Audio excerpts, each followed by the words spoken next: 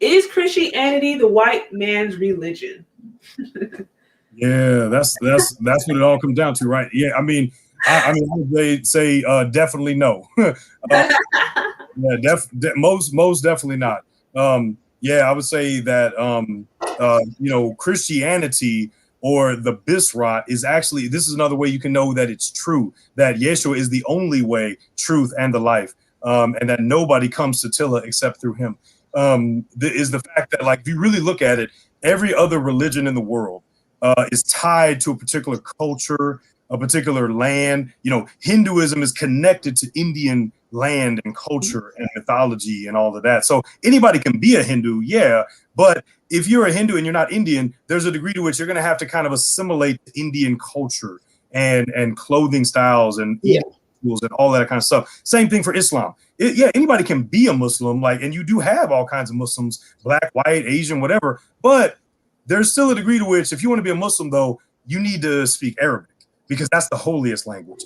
You need to come to the Kaaba in Arabia, and you need to dress and eat, and there's a cultural assimilation to Middle Eastern Arabic culture that happens. And the same thing is with Shinto, with Japanese, or like African tribal religions, or indigenous Maori, Navajo. Like, most other religions are unique to one culture, and they have their own creation story and their own sacred land and mountains and all that kind of stuff, where they are the center of their religious imagination. This is how religions have worked throughout human history, going back to the beginning of time. I mean, what does it say? That the earliest human evidence is religious in nature. That this is a human tendency to place one people group as the center of their imagination of interaction with the world. The Bisrat, the gospel, the good news of Yeshua, Christianity, is the only truth, in the sense that it is not associated with any particular people group or culture. Every other religion teaches and continues to promote the idea that their tribe or their culture is the holiest one, and that even if they are open to outsiders, you need to be like that tribe and kind of center that tribe. Yeah, right. Yeshua is the only religion. Look at the New Testament. This is almost the primary goal of the New Testament, because when Christianity came on the scene, most of the earliest Christians were Jewish. And so they were wondering, rightly so, just like every other religion, is this going to be a Jewish thing? Is this only for the Jewish people? Is salvation just for us? And the New Testament, the primary issue that it makes is, no, it is not just for y'all, and it is for everybody. And God, I already said this when I said I would make through Abraham's seed, all seed will be blessed. I already said this when I said to Isaiah that it's too small thing for you to be my people. I will make my salvation known to the Gentiles. Let your light, so that the light will reach to the ends of the earth. I already made this known in the Old Testament, but I've already now said, go into all the earth and make disciples of every nation. And so Pentecost was the fulfillment of that, when every nation, tribe, and tongue was present. And so that shows us that the Bisrat is not for any one culture, but it is for all people. And Acts 15 solidified that, because the church was wrestling with,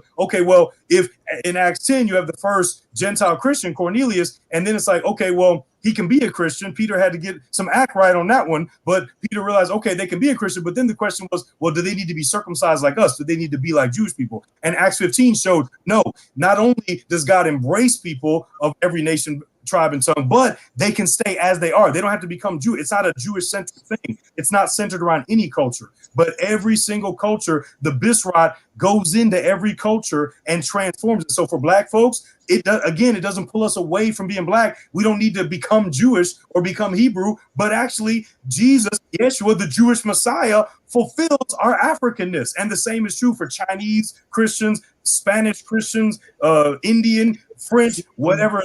Every nation, tribe, and tongue are brought into the covenant people of God through Israel, are grafted in, but they don't become Israelites. They stay as they are, and Yeshua is the fulfillment of their ancestry as well. So not only is it not a white man's religion, but it's not anybody's religion. There's a mysterious paradox in which Christianity does not belong to any culture, and it belongs to every culture at the same time. Every culture has an equal place around the heavenly multitude that John saw are worshiping the Lamb. There was no prized seat around the throne. Everyone was integrally around it, united, but also distinct and still culturally unique, reflecting the image of Tilla in unique ways. Wow. Yeah. No, you hit on some great points. And even as you were saying that, I was thinking of even in the Hebrew narrative, you look at the Old Testament where it's like you had a few different people outside of the 12 tribes who presumably accepted salvation, right? They came to know God, or they came to know Christ in their cultural context at that time for the revelation that they had. You see that even in the Old Testament, like Rahab, I mean, it was Ruth. I mean, there's a lot of different of examples of that even in the Old Testament. So I mean, I think you hit the nail on the head where it's like this really is for everyone. And even, I mean, there's literally scriptures that say just that, where it's like, because all things are created through God. So it's like, why is he going to hate or prefer one over the other when it's like he created all of us, created all of us in his image. Why would he hate his image? So I think you really hit the nail on the head there. You hit on a lot of key things.